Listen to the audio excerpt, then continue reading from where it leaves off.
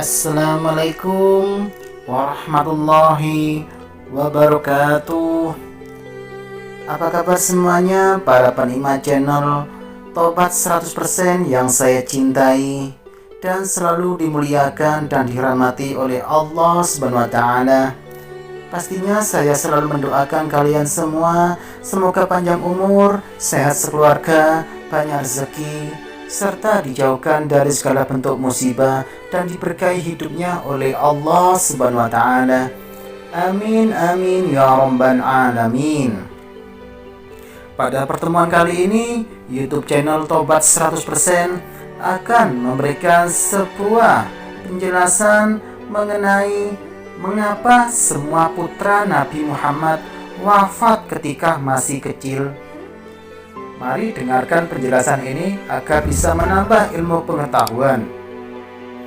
Sebagaimana yang disebutkan dalam kitab Thariq al-Hawadits wa Ahwal An-Nabawiyah karya Asy-Syaikh Muhammad bin Alawi al-Maliki al-Hasani, putra-putri Rasulullah SAW adalah sebagai berikut.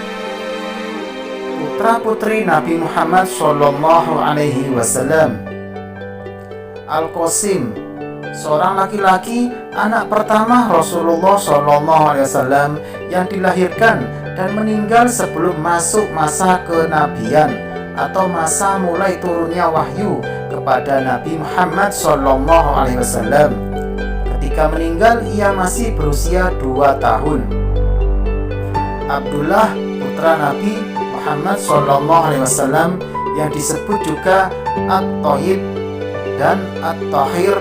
Ada pula yang berpendapat bahwa nama lainnya adalah At-Thayyib bukan At-Thahir.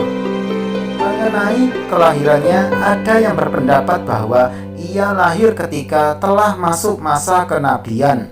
Tetapi ada pula yang mengatakan kalau ia tak pernah menemui masa kenabian. Dan berikutnya Zainab, anak perempuan Rasulullah SAW yang tertua, melahirkan anak yang bernama Ali dan Yahya, yang keduanya meninggal waktu masih kecil. Ruqayyah, putri Rasulullah SAW yang diperistri oleh Utsman bin Affan.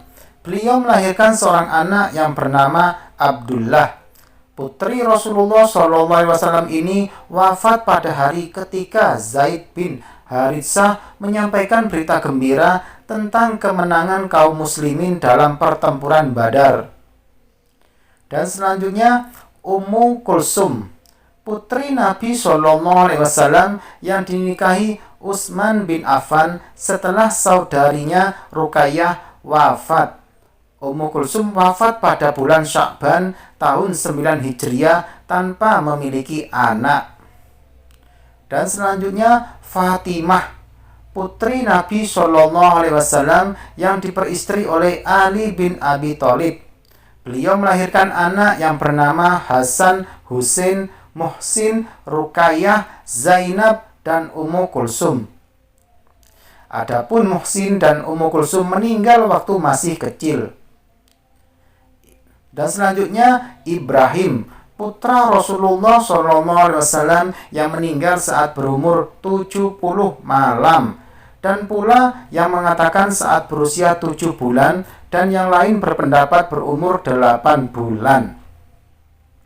Putra-putri Nabi Muhammad SAW yang bernama Al-Qasim, Abdullah, Zainab, Ruqayyah, Ummu Kulsum, dan Fatimah dilahirkan di Mekah oleh istri Nabi SAW yang pertama, yaitu Khadijah radhiyallahu anha.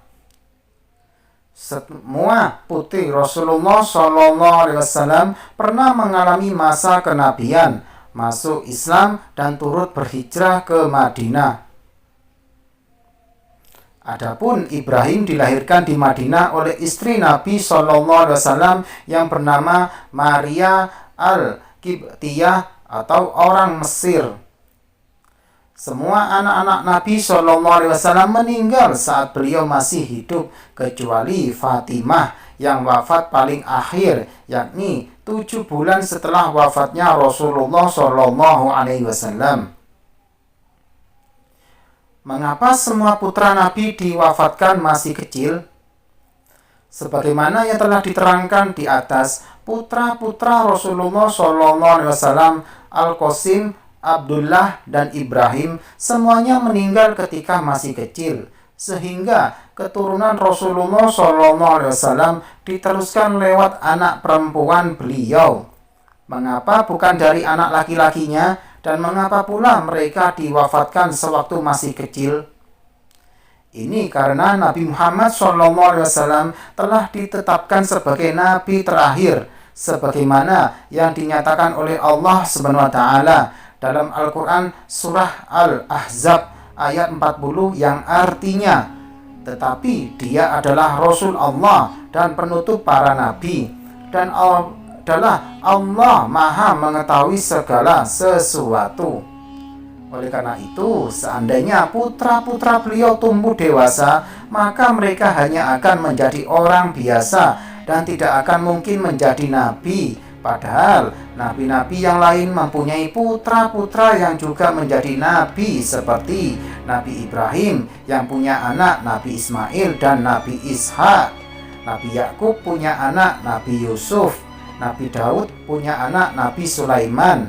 Untuk itulah Allah mewafatkan putra-putra Rasulullah SAW agar kehormatan dan keutamaan beliau sebagai pemimpin atau penghulu para nabi dan rasul, Sayyidul Anbiya wal Mursalin, tetap terjaga.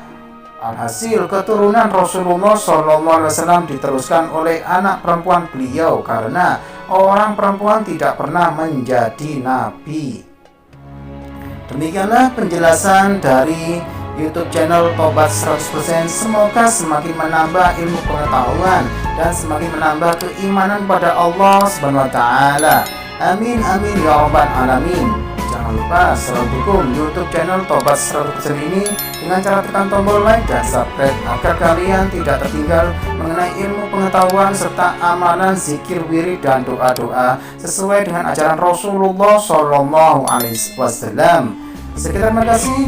Wassalamualaikum warahmatullahi wabarakatuh.